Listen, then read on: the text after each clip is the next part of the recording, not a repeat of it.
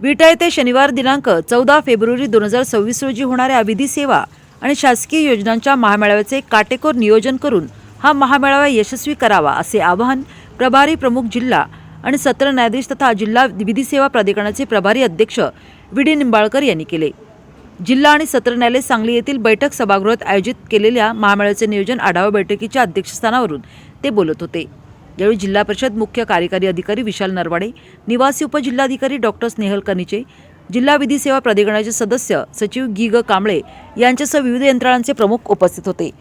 महाराष्ट्र राज्य विधी सेवा प्राधिकरण मुंबई, जिल्हा विधी सेवा प्राधिकरण सांगली, जिल्हाधिकारी कार्यालय सांगली आणि जिल्हा परिषद सांगली यांच्या संयुक्त विद्यमाने हा विधी सेवा आणि शासकीय योजनांचा महामेळावा आयोजित करण्यात आला असून न्यायमूर्ती श्रीमती भारती डांगरे आणि न्यायमूर्ती सोमशेखर सुंदर सेन, न्यायमूर्ती उच्च न्यायालय मुंबई आणि पालक न्यायमूर्ती सांगली यांच्या हस्ते उद्घाटन होणार आहे। त्यामुळे या महामेळाव्याच्या आयोजनात कोणतीही त्रुटी राहणार नाही याची दक्षता संबंधित सर्व यंत्रणांनी घ्यावी, अशा सूचना यावेळी प्रमुख जिल्हा आणि सत्र न्यायाधीश तथा जिल्हा विधी सेवा प्राधिकरणाचे प्रभारी अध्यक्ष व्ही.डी. निंबाळकर यांनी दिल्या।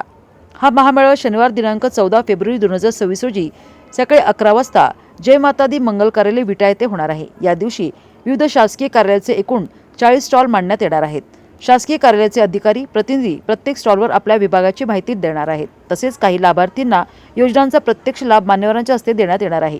तरी सांगली जिल्ह्यातील आणि विटा परिसरातील नागरिकांनी याचा लाभ घ्यावा असे आवाहन प्रभारी प्रमुख जिल्हा आणि सत्र न्यायाधीश तथा जिल्हा विधी सेवा प्राधिकरणाचे प्रभारी अध्यक्ष व्ही.डी. निंबाळकर यांनी यावेळी केले।